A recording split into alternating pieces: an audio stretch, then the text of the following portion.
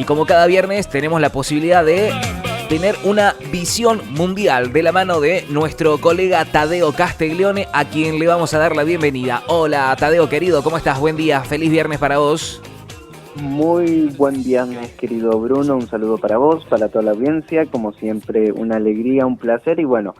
qué mejor día que los viernes para tener una columna, creo que es fenomenal porque si la tuviéramos el lunes nos perderíamos la mitad de los acontecimientos semanales. Vos sabés que ayer pensaba exactamente lo mismo, digo, qué bueno que cuando nos pusimos de acuerdo, cuando planteábamos la idea, yo creo que en un momento te dije, no, lo hagamos los lunes para que tengamos el fin de semana, y vos me dijiste, no, aprovechemos que el viernes, cosa de que todo lo que va sucediendo en la semana lo podemos filtrar y tenerlo el día viernes, y me parece que fue acertadísimo, ¿no? Y ha sido una semana con un montón de movimiento, pero sin dudas me parece que todos los reflectores se los lleva quien ahora lo conocemos como León XIV, ¿no? El nuevo papa, el nuevo jefe de la Iglesia Católica que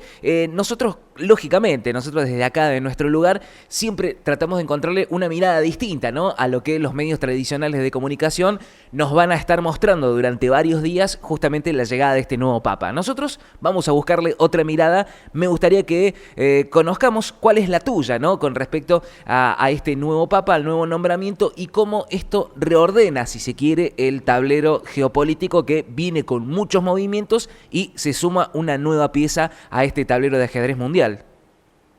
Claramente, querido Bruno, y cuando pensamos que nada más nos puede sorprender del escenario mundial, bueno, siempre nos puede dar alguna otra sorpresa, y en este caso, como bien mencionabas, la elección de este papa, que su nombre es Robert Prevost, nacido en Chicago, en Estados Unidos, nacionalizado peruano y ha pasado mayor parte de su vida en Perú, y eso creo que lo dejó bien en claro ayer cuando se anunció su nombre.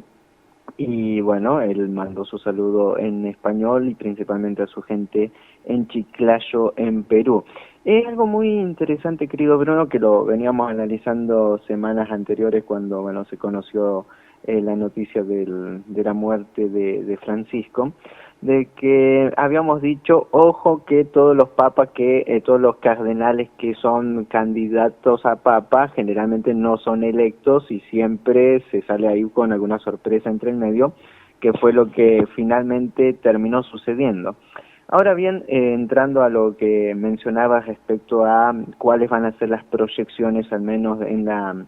política tal vez exterior de este nuevo dirigente del Vaticano, o en medio de que nos enfrentamos con la elección de esta persona como líder, yo creo que hay que tener en consideración lo simbólico. Aquí lo simbólico siempre pesa bastante, mucho más cuando se habla del Vaticano, y es llamativo el nombre que eligió de León XIV. León XIII fue quien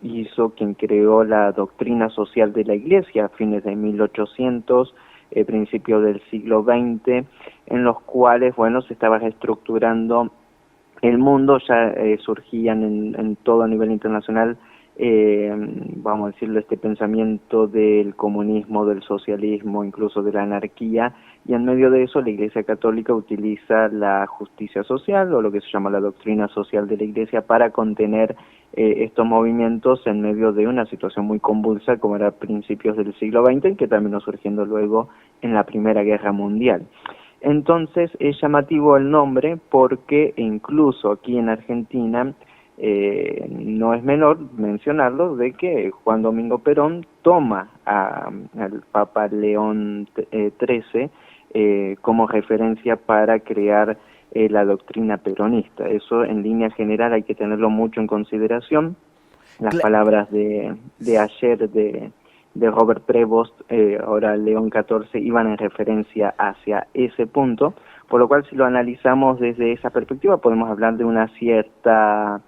continuidad de la política que había comenzado Francisco. Recordemos también que a esta persona tuvo un ascenso meteórico en su carrera, vamos a decirlo, dentro del Vaticano, siendo Francisco quien lo llevó de la mano y lo mencionó como cardenal hace 2 años, lo cual como que ya le había allanado el camino poco a poco, y representa dentro de toda una rama joven, 69 años, bueno, nosotros entonces seríamos niños Para la iglesia seguro. en esa escala, si lo vamos a tomar desde esa perspectiva, pero representa creo que al menos un lavado de imagen y a la misma vez una continuidad, y con una persona que se destaca por haber sido misionera, por haber estado en diferentes misiones y en la zona más peligrosa del Perú, Chiclayo. A mí me tocó convivir con gente de Perú, y de la A a la Z esas zonas son las zonas rojas, de que son muy complicadas de tratar, y bueno, esta persona sale de ahí, por lo cual tiene, vamos a decirlo, conocimiento de causa y calle como para manejarse dentro de las diferentes situaciones.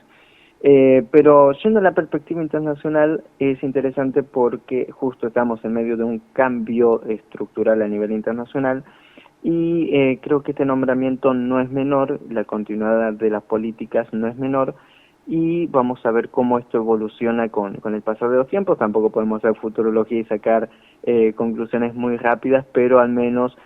tener en cuenta estos pequeños detalles que estábamos mencionando, que creo que van a condicionar mucho el futuro de su mandato en los próximos tiempos. Claro, vos sabés que hace un ratito yo hacía un repaso por esta doctrina, ¿no?, que había presentado León XIII, que bueno, justamente este nuevo Papa toma continuidad, ¿no?, de esa doctrina de León, y bueno, trazaba ese paralelismo, ¿no?, cuando él habla de este equilibrio, ¿no?, entre el capital y entre lo social, ¿no?, entre el laburante y el capital, una posición central, ¿no?, una posición en el medio, ni un extremo ni la otra, ¿no?, reconociendo las inversiones y los esfuerzos, ¿no?, que hacen determinados, en su momento, empresarios y los que tenían justamente a cargo trabajadores, y bueno, reconociendo también que los trabajadores tienen que tener sus derechos, el derecho a sindicalizarse, ¿no? Estamos hablando año 1800 y pico, muchos años atrás, siglos atrás, y ya se hablaba de esta cuestión, ¿no? Digo, qué importante poder hacer ese tipo de lectura, digo, para entender más o menos hacia dónde va a ir el camino de esta nueva iglesia, y entendiendo que no sé si esas batallas la irá a dar la iglesia en un mundo que está virando hacia otro lugar, ¿no? Donde el capitalismo se está volviendo cada vez más salvaje, donde también, ¿no?, lo unitario, lo personal, empieza a prevalecer sobre lo colectivo, ¿no? Digo, me parece interesante poder comprender este giro cuando hay un mundo que está yendo hacia otro lado, ¿no?, donde las derechas y el autoritarismo empieza a tener cada vez más relevancia a nivel mundial. Claramente, y además creo que se repite el mensaje que también fue furor en Argentina a lo largo de esta última semana: el nadie se salva solo. Creo que va en referencia también en eso, que es un mensaje no menor en medio de este contexto que bien mencionabas, de un individualismo extremo, de la ley de la jungla, de la meritocracia y demás, en vez de pensar tal vez desde la comunidad una idea superadora de ayuda al prójimo y demás. En eso creo que es algo sumamente interesante. Leía también ayer que, bueno, si bien León XIII era quien promulgaba estas ideas, también León XII, el anterior al XIII, es algo interesante, era quien vendía, por ejemplo, indulgencias, es decir, no es un nombre que sea referencia, si podemos tomar referencia al último León, pero los anteriores, vamos a decirlo, que no eran tampoco santos de devoción. Vamos a ver a cuál de todos los leones va a responder la nueva designación, pero al menos tenemos estos vislumbres de hacia dónde se va a ir proyectado. Ahora bien, en un mundo totalmente fragmentado, esta elección no es menor, y en unas fechas, bueno, simbólicas, se celebra entre ayer y hoy el fin de la Segunda Guerra Mundial. Habían reuniones, muchos sectores muy fragmentados, muy divididos a escala global, algo que venimos haciendo un seguimiento de manera continua, una serie de conflictos internacionales. Bueno, el contexto amerita tener mucha paciencia y saber analizar cada detalle para no cometer errores en lo que llegue a surgir en los próximos tiempos, y ver cómo evoluciona esto tanto puertas adentro como también en la política exterior del Vaticano, el cual sigue siendo, tiene un peso relevante. Lo analizábamos semanas anteriores, recordemos el poder económico del Vaticano, su presencia también a nivel global, representantes no únicamente, vamos a decir, de aspectos religiosos, sino también de político, geopolítico, financiero, económico. Entonces es toda una mega estructura, supranacional incluso, que siempre hay que tenerla en consideración. Y bueno, con todos estos detalles y condimentos que bien mencionabas respecto a la situación global, hacia dónde estaba girando el mundo, hacia dónde todavía continúa, y estos aires de cambios, vamos a ver si van a reacomodarse o si a la vez esto puede generar alguna, vamos a decir, fricción en medio de todos estos problemáticas a escala global. Ahora, hay que prestarle atención a que sea un papa norteamericano, más allá de que uno empieza a investigar, empieza a leer y empieza a entender que la mirada de este nuevo papa con respecto a la mirada que tiene Donald Trump de su política van, si se quiere, en veredas opuestas, ¿no? Ha sido crítico de algunas cuestiones que Donald Trump ha presentado, sobre todo con la cuestión migratoria, ¿no? Donde un documento de varias iglesias, ¿no? De referentes episcopales en todo el mundo firmaron una circular donde, bueno, daban cuenta de esto, ¿no? De tener en cuenta las diferencias y sobre todo esto, ¿no? La cuestión migratoria. Hay que tener en cuenta esto en este nuevo reordenamiento del tablero mundial, donde Estados Unidos, vos me dirás si estoy equivocado o no, pero veo que está reculando en chancletas, ¿no? A nivel mundial, pero se está asegurando que América sea su territorio, ¿no? Se aleja de Europa, deja de financiar determinados organismos en Europa, pero se asegura y se ata la vaca en América, ¿no? Hay que prestarle atención también a que este nuevo papa pueda llegar a tener algún tipo de fricción con el gobierno de Donald Trump, o caso contrario, puede llegar a favorecerlo a Donald Trump a penetrar en una América donde, bueno, justamente lo escuchamos hablar, ¿no? Es español y tiene una cercanía muy grande con Perú. Muy buena pregunta, Bruno, y voy a comenzar tal vez tirando alguna nota de color y después ir al lleno de lo que mencionabas. Cuando sucede esto, todos tratan de tirar agua para su molino, vamos a decirlo, que recordemos que fue el mismo Donald Trump que dijo que el próximo papa iba a ser de Estados Unidos y que iba a ser él, haciendo referencia a que a él le gustaría ser papa. Bueno, algo totalmente imposible, pero lanzó ese comentario que me parece que no era menor, o al menos muchos lo tomamos para chiste, y ahora cuando resurgió la elección de esta persona como nuevo papa, siendo de origen de Estados Unidos, Donald Trump sacó pecho de esto, igual que, bueno, nuestro presidente a nivel local, que dijo que se puso león porque hace referencia a él. Bueno, esto es algo muy cotidiano a nivel global actual y, bueno, vamos a decirlo un poco distópico, respecto a cómo algunas personas hasta tratan de sacar ventaja con estos acontecimientos de alguna u otra manera. Ahora bien, a lo que mencionabas, justamente tenemos una semana en la cual Estados Unidos, vamos a decirlo, logró algunos avances, pero tuvo muchos retrocesos. A principios de esta semana, Donald Trump abandonaba con la flota de Estados Unidos el Mar Rojo, diciendo que, bueno, se terminó el conflicto con los yemeníes, pero no logró derrocar a los yemeníes, a los hutíes, se fue con la cola entre la pata, y incluso abandonando a Israel en un contexto muy complicado. Bueno, eso sucedió esta semana, una muestra de debilidad, al menos no poder enfrentar a un par de personas con chancletas en medio de la montaña, es algo llamativo. Otro punto fue que terminó reculando con todo el tema de los aranceles. Incluso ahora se conoció que Estados Unidos en el mes de abril había aumentado un 8% su comercio con China, pese a toda la guerra de aranceles. Démonos esa dimensión de la pérdida que es para Estados Unidos, sumado a los aranceles del 150%, haber aumentado su comercio con China. Es decir, que lo que estaba diciendo Donald Trump, de que están sacando millones de dólares en este contexto, no se aplica a la realidad. Y en ese contexto, en los cuales América para los americanos, First American, hacer América grande de nuevo, como dice Donald Trump, se da esta elección de una persona que es opuesta a la política de Donald Trump desde todas las perspectivas, muy crítico al vicepresidente de Donald Trump, J.D. Vance, una persona que incluso si revisamos el Twitter, totalmente opositora a las políticas migratorias y a favor de la migración, y bueno, esa es la persona que acaba de ser electa. Vamos a ver si no lo designa Donald Trump como el maligno, representante del maligno en la tierra o algo similar,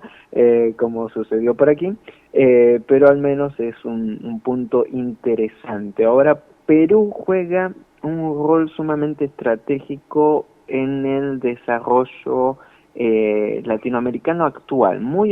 Es muy llamativo esto porque recordemos que el mayor puerto de capacidad en toda Latinoamérica es el puerto de Chancay en Perú, inaugurado a principio de año, que redefine todas las reglas no únicamente del comercio a nivel regional, sino a nivel global, porque este puerto puede tener una capacidad incluso de conexión directa, y en realidad la tiene, con los puertos de Asia. Es sumamente importante para China. Entonces, hay muchos contextos muy interesantes para analizar en torno a esto, que nos llevaría bastante tiempo, pero a la vez creo que hay que tener en consideración este reposicionamiento global, y vamos a ver cuál va a ser finalmente el rol del Vaticano tanto en América Latina como su relación con Estados Unidos. Recordemos que el candidato preferido del Partido Republicano para estas elecciones era Burke, un cardenal que era muy opositor a Francisco y todo lo que había sucedido con bastantes internas, incluso se hablaba de un posible cisma, un quiebre dentro de la Iglesia Católica. Bueno, vamos a ver cómo evoluciona todas esas situaciones, pero al menos el escenario es bastante interesante para tener en consideración. Muy bien, bueno, sumamente interesante, ¿no? Me parece que a partir del día de ayer y durante varios días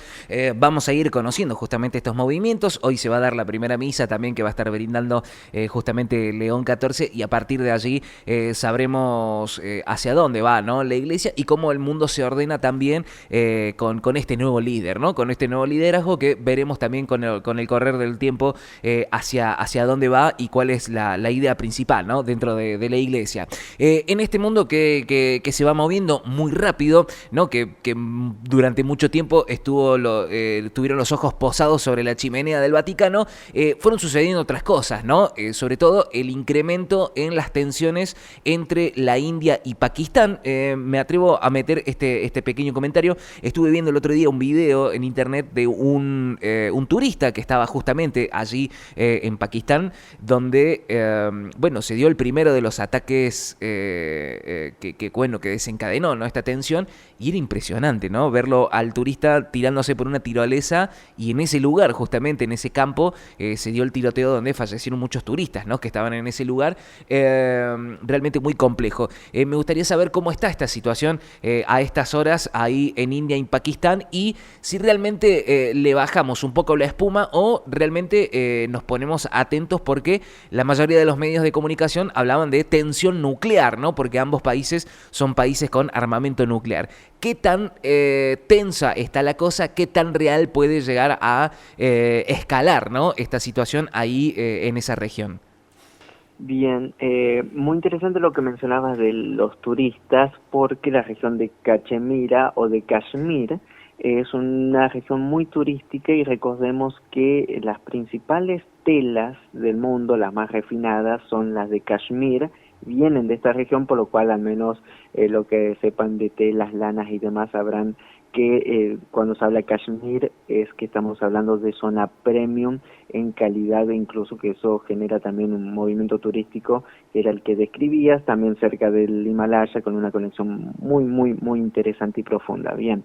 la tensión sigue estando. Recordemos que todo esto surge después de un ataque terrorista en la India, que no se sabe muy bien quién fue. La India acusa a Pakistán, y bueno, de ahí fueron escalando las tensiones en choques fronterizos, palabras de un lado del otro, hasta que la India comenzó una operación de bombardear posiciones en Pakistán, supuestamente de grupos terroristas, no del gobierno. Y esta primera operación de la India resulta totalmente un fracaso, porque pierde al menos 5 aviones de combate de última generación de Francia, son derribados sin ningún problema por aviones chinos, que por cierto son los mismos aviones chinos que Argentina rechazó comprar para comprar aviones de más de 40 años de antigüedad. Bueno, esos aviones chinos que salían más baratos derriban los mejores aviones de Francia. Démonos esa imagen. Y en el medio de este conflicto vemos una escalada militar real, misiles van, misiles vienen, pero hay que comprender lo siguiente: en un escenario de conflicto entre dos potencias nucleares, suma cero, nadie gana,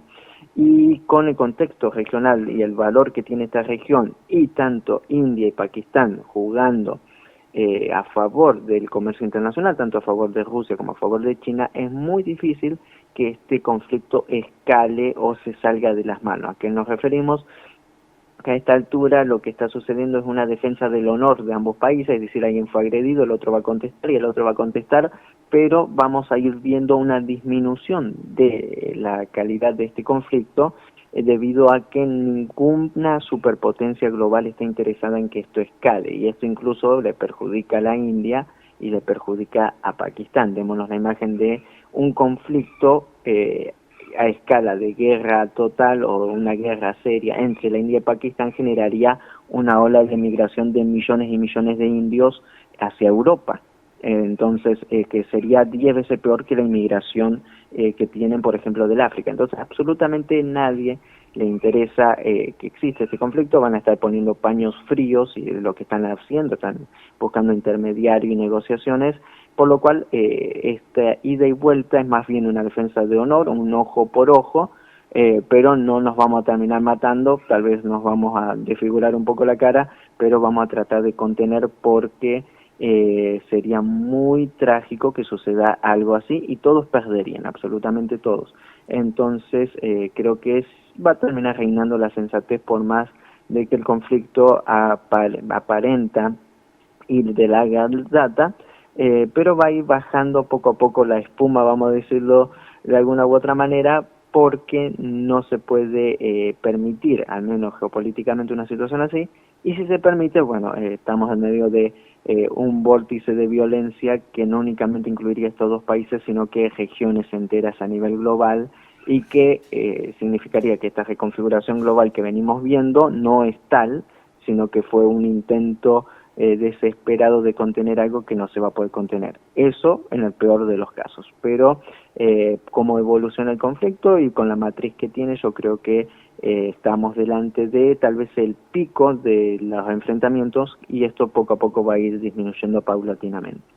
Esto, ¿cómo puede llegar a afectar a nivel comercial, ¿no? Porque cuando uno vio el desarrollo del conflicto entre Rusia y Ucrania, lo primero que se empezó a conocer justamente tenía que ver con los problemas que podía llegar a tener Europa con la importación de energía, hidrocarburífero, etcétera, etcétera. Cuando se producen conflictos en otros sectores, bueno, siempre lo primero también que uno empieza a ver es cómo afecta la economía y el comercio. En este caso, ¿se vería afectado parte de la región o si se quiere, por estos lados, ¿no? Siempre tratamos de mirar también qué pasa por estos lados con respecto al comercio y este conflicto.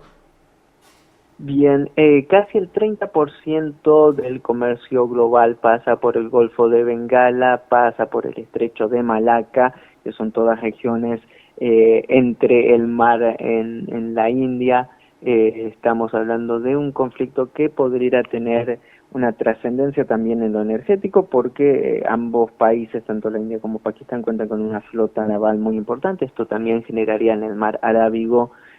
muchas tensiones, muchos conflictos, el aumento del costo nuevamente del transporte internacional marítimo. Recordemos que más del 95% del comercio mundial se da por mar, entonces sería algo muy grave, más allá de lo comercial, marítimo y de transporte. La India es uno de los 3 países principales en venta de medicamentos de industria farmacéutica a nivel global. Entonces, bueno, ahí tendríamos otro impacto también en lo que podríamos decir el desarrollo de China, porque China depende de toda esta región para el desarrollo de sus redes comerciales, eso también sería un impacto. Y otro impacto, que no es menor, es que justamente Estados Unidos con esta guerra de aranceles cambió casi toda la industria que tenía en China, la reposicionó en la India. Entonces, como que esa jugada no le estaría saliendo muy bien en caso de un conflicto a gran escala, por lo cual, tanto desde la perspectiva del aumento del barril de petróleo hasta las complicaciones del mercado internacional, podrían ser un sacudón no menor, que creo que con todo lo que se ha vivido en estos primeros 5 meses del año, sería un año negro en ese contexto, por lo cual hay que analizarlo también desde esa perspectiva. Por eso también decía que de este conflicto no estaría ganando nadie terminaría imponiéndose y todos terminarían perdiendo, incluso las potencias regionales que se disputan los diferentes poderes a nivel global en estos momentos. Por eso este conflicto en particular hay que tomarlo con pinzas, analizarlo desde pros y contras, y vamos a ir viendo que no tiene ningún sentido en referencia más allá de vamos a decirlo, la defensa del honor de un país o del otro para mantener sus gobiernos, pero creo que sus gobiernos locales son inferiores a la dinámica internacional. Excelente, como siempre, la claridad ante todo, conociendo también la mirada de lo que va pasando en el mundo. Lo hacemos como siempre, todos los viernes, aquí en la Casa del Rock Argentino, en No La Ven, haciendo Visión Mundial de la mano de Tadeo Castiglione. Tadeo, querido, el abrazo grande para vos y como siempre el agradecimiento por estos minutos al aire. Fuerte abrazo, querido Bruno, excelente fin de semana para vos, para toda la audiencia y bueno, como siempre, a seguir prestando atención a los acontecimientos globales.